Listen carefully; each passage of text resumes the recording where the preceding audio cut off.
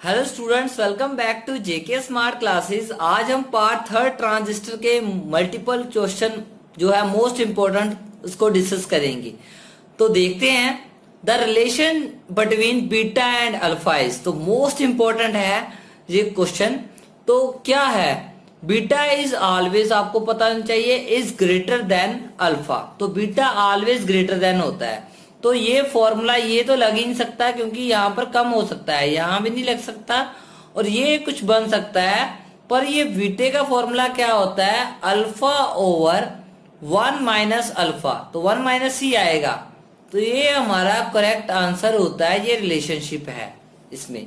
तो आपको पता होना चाहिए। तो ये रिलेशनशिप आप यूज भी कर सकते हो, आपको पेपर में आ सकता है। इफ अल्फा इज कुछ भी दे सकते हैं, लेट्स सपोज 0.5 0.98 ऐसे कर दिया और उसने पूछा है बीटा फाइंड आउट करो आप। तो यहां पर आप वैल्यू सब्स्टिट्यूट करोगे तभी आपका आंसर आएगा 0.98 ऐसे बन जाएगा। और ये 1 माइनस 0.98 तो ये बन जाएगा 0.98 ओवर 0.2। ठीक है, ऐसे ये कटकर ये बनेगा। तो मैं आपको बता रहा हूं, तो ये ऐसे 0.02 बनेगा ना, तो ऐसे बनेगा। तो इससे ये कट जाएगा और ये 49 आपका आंसर आ जाएगा। तो मेरे ख्याल से आपको पता चल गया होगा। तो बीटा की वैल्यू काफी लार्ज आ रही है क्योंकि जो करंट एप्लीकेशन होता है सीई कन्फिगरेशन का है, ये बीटा ऑलवेज बड़ा होता है, काफी बड़ा होता है अल्फा से। तो इसका बीटा ज्यादा होता है तो करंट वोल्टेज गेन भी ज्यादा होता है। तभी हम सीई कन्फिगरेशन को प्रेफर करते हैं एज ए एम्पलीफायर के लिए। तो ये भी क्वेश्चन आपसे पूछा जा सकता है। तो मेरे ख्याल से आपको मैंने ये भी बता दिया, रिलेशनशिप भी बता दिया। अब the value of beta of generally, अभी मैंने बोला कि क्या होगा। तो अभी देखिए यहाँ पर अल्फा की वैल्यू जो थी वो ऑलवेज लाई करती है 0 to 1 में, इसके बीच में ही लाई करेगी। तो इसमें इसके बीच में लाई करती है। तो अब हमने अल्फा की वैल्यू कितनी ली, 0.98। तो आंसर कितना है, 49। तो ज्यादा आ रहा है, तो इसलिए ये beta is always lie between 20 to 500 से लाई करता है, इन बिटवीन इसमें रहता है। तभी हमारा बीटा हमारा 49 आया है जब हमारा अल्फा की वैल्यू 0.98 रखते हैं। तो मेरे ख्याल से ये आपको पता चल गया होगा। तो नेक्स्ट देखते हैं, नेक्स्ट क्या है, the most commonly use transistor arrangement is. तो कौन सी ट्रांजिस्टर अरेंजमेंट हम ज्यादा यूज करते हैं। तो मैंने बोला सीई कॉन्फ़िगरेशन हम ज्यादा प्रेफर करते हैं क्योंकि इसका करंट एम्पलीफिकेशन फैक्टर 20 to 500 के बीच में लाई करता है। ये ज्यादा होगा तो हमारा IC is equal to beta I B. तो ये हमारा सबसे ज्यादा होगा, ये ग्रेटर है तो आईसी करंट हमारा इंक्रीज होगा, तो आउटपुट हमारी जो है वो भी इंक्रीज होगी। तभी हम सीई कॉन्फ़िगरेशन को ही प्रेफर करते हैं क्योंकि इसका वोल्टेज गेन सबसे ज्यादा होता है। तो नेक्स्ट देखते हैं, the input impedance of the transistor connected in arrangement is highest. तो उसने बोला है कि किसकी हाईएस्ट होगी। तो किसकी हाईएस्ट होगी, उसने किसकी बोली, इनपुट इंपीडेंस। अब जो कॉमन जो मैं बोल रहा था, जो भी हम सीबी कॉन्फ़िगरेशन यूज करते हैं या फिर सीई कॉन्फ़िगरेशन यूज करते हैं, इसमें इनपुट जो है और इनपुट इंपीडेंस और आउटपुट इंपीडेंस के बारे में बात करें तो लो होती है और हाई होती है। मीन्स इनपुट इंपीडेंस लो होती है, आउटपुट इंपीडेंस हाई होती है। पर सीई कॉन्फ़िगरेशन एक ऐसी कॉन्फ़िगरेशन है जिसकी जो इनपुट इंपीडेंस है वो हाई होती है और जो आउटपुट इंपीडेंस है इसकी वो लो होती है। तो लो टू हाई जाता है, तभी इसको हम इंपीडेंस मैचिंग के लिए प्रेफर करते हैं। तो इंपीडेंस मैचिंग के लिए कौन सी कॉन्फ़िगरेशन यूज करते हैं ये भी आपको क्वेश्चन में आ सकता है। तो इसकी इनपुट इंपीडेंस उसने हाईएस्ट पूछा है, तो इनपुट इंपीडेंस किसकी होती है, सी कॉमन कलेक्टर कॉन्फ़िगरेशन की सबसे ज्यादा होती है। तो किसके लिए यूज होता है, इंपीडेंस मैचिंग के लिए। इंपीडेंस मैचिंग क्या होती है, मैक्सिमम पावर हम ट्रांसफर करनी होती है फ्रॉम सोर्स टू लोड। तो जब भी मैक्सिमम पावर ट्रांजिस्टर करनी पड़े, हमें पावर ट्रांसफर करनी पड़े सोर्स टू लोड, तो हमने सीसी कॉन्फ़िगरेशन को प्रेफर करना है। ऑडियो रेंज के लिए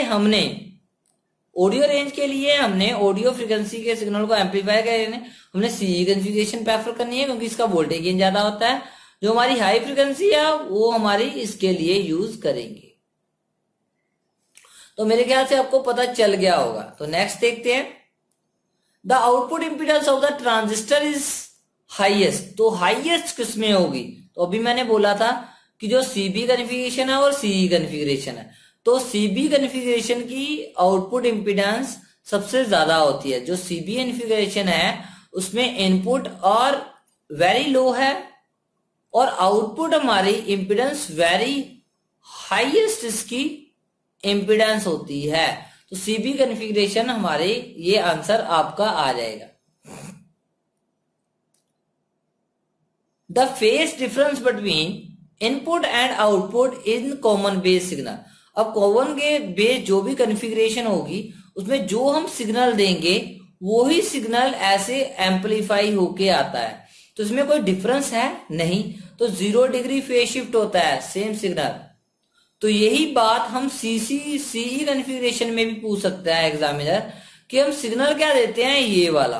वो सीई कॉन्फ़िगरेशन क्या करती है, ऐसे इसको एम्पलीफाई करती है। इसका मतलब ये क्या है, तो ये कितना फेज शिफ्ट दे रहा है, 180 डिग्री का फेज शिफ्ट प्रोवाइड कर रहा है। सीसी कॉन्फ़िगरेशन में तो सेम रहता है। तो मेरे ख्याल से आपको पता चल गया होगा कि हम क्या कर रहे हैं, तो आपको क्लियर हो गया होगा कैसे कर रहे हैं। तो नेक्स्ट देखते हैं, द पावर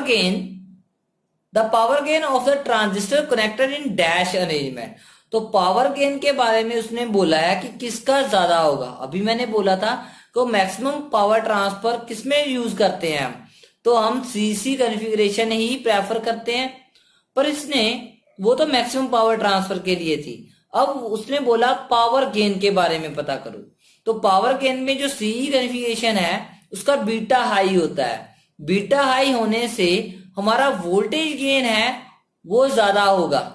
वोल्टेज गेन ज्यादा होगा तो वोल्टेज इंटू पावर करंट, तो पावर गेन भी हमारा सीई कॉन्फ़िगरेशन में सबसे ज्यादा होता है, हाईएस्ट होता है।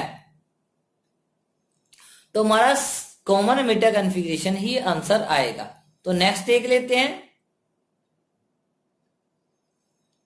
The phase difference between input and output voltage of the transistor connected in common emitter.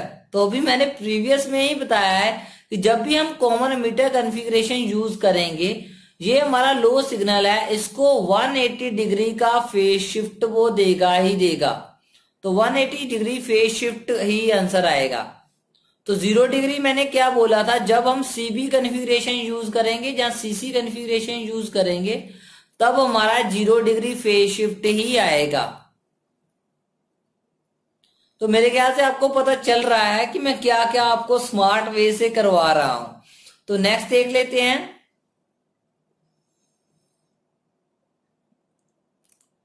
The voltage gain of the transistor connected in highest. तो मैंने अभी बोला कि जो बी हमारी सीई कॉन्फ़िगरेशन है उसमें बीटा ज्यादा हाईएस्ट होता है, बीटा की वैल्यू लार्ज होती है।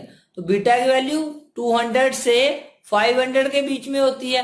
तो बीटा ज्यादा होगा तो करंट ज्यादा होगा, करंट ज्यादा होगा तो आउटपुट ज्यादा होगी, आउटपुट ज्यादा होगी तो हमारा हाईएस्ट वोल्टेज गेन होगा। हाईएस्ट वोल्टेज गेन होगा तो पावर गेन भी हमारा हाईएस्ट ही होगा। तो अब उसने वोल्टेज गेन के बारे में पूछा है, हाईएस्ट पूछा है, तो हमने कॉमन एमिटर कॉन्फ़िगरेशन को ही प्रेफर करना है। तो नेक्स्ट देख लेते हैं, अब है as the temperature of transistor goes up. जब हम ट्रांजिस्टर का क्या करते हैं, टेम्परेचर इंक्रीज कर रहे हैं, the base metre resistance is, क्या होगी बेस रेजिस्टेंस। अभी मैंने बोला अब ट्रांजिस्टर के बारे में बात कर रहे हैं। ट्रांजिस्टर बेसिकली क्या है, सेमीकंडक्टर डिवाइस है, ये आपको पता है। जो सेमीकंडक्टर डिवाइस है वो किसको ओबे करती है, तो मैंने बताया था सेमीकंडक्टर की वीडियो में, वो करती है negative temperature coefficient of resistance को ही प्रेफर करती है। नेगेटिव टेम्परेचर कोफिशिएंट को ऑफ रेजिस्टेंस को ही प्रेफर करती है। तो negative temperature coefficient of resistance, इसका मतलब क्या होता है, जब हम नेगेटिव टेम्परेचर, जब हम टेम्परेचर कम करेंगे वो रेजिस्टेंस, तो रेजिस्टेंस ऑपोजिट, रेजिस्टेंस हमारी इंक्रीज हो जाएगी।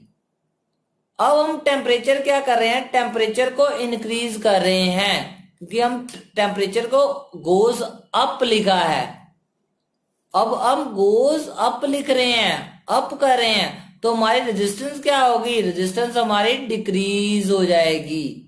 तो हमारी रेजिस्टेंस डिक्रीज हमारा आंसर आ जाएगा। तो मेरे ख्याल से आपको पता चल गया है। तो ऐसे ही जैसे इसने टेम्परेचर उसका पूछा है, ऐसे डायोड का पूछेगा तब भी हम डिक्रीज ही लगाएंगे। ये पूछ सकता है, अब ट्रांजिस्टर टेम्परेचर डिक्रीज पूछा है, अप पूछा था उसने तो डिक्रीज आंसर आ गया रेजिस्टेंस। ऐसे ही वो ऑपोजिट भी पूछ सकता है। तो नेक्स्ट देखते हैं।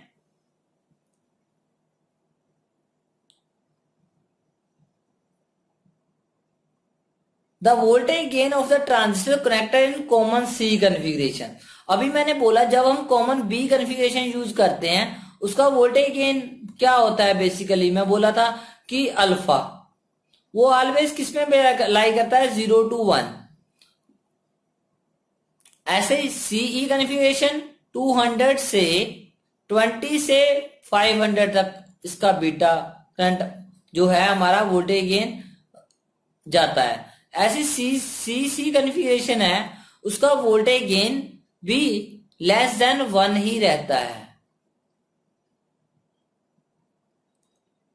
तो इसका भी लेस देन 1 ही आएगा, और कलेक्टर का पूछा है तब भी लेस देन 1 ही हमारा आंसर आएगा। तो मेरे ख्याल से आपको पता चल गया है कि हम कैसे स्मार्ट वे से कर रहे हैं। आपको एक एक बात मैं बता रहा हूं। मोर देन उसने बोला 100, मोर देन 20 तो उसने ये पूछा नहीं है। लेस देन 1 कॉमन बेस में भी आ सकता है और कॉमन कलेक्टर में भी आ सकता है। तो आपको ये मेरी वीडियो कैसी लगी, अच्छी लगी तो लाइक जरूर कीजिए, कमेंट जरूर कीजिए, ज्यादा से ज्यादा शेयर जरूर कीजिए। कोई प्रॉब्लम आ रही है तो मेरे से शेयर जरूर कीजिए, कमेंट के थ्रू कीजिए। और मेरा व्हाट्सएप ग्रुप जिन्होंने ज्वाइन नहीं किया है जल्दी से जल्दी कर लीजिए। कोई भी प्रॉब्लम आ रही है आप मेरे ग्रुप में सेंड कर दीजिए, इंडिविजुअल भी आप मैसेज कर सकते हो, मैं आपकी प्रॉब्लम को सॉल्व कर दूंगा। तो thank you, thanks a lot, thanks for listening, bye bye, next video में मिलते हैं।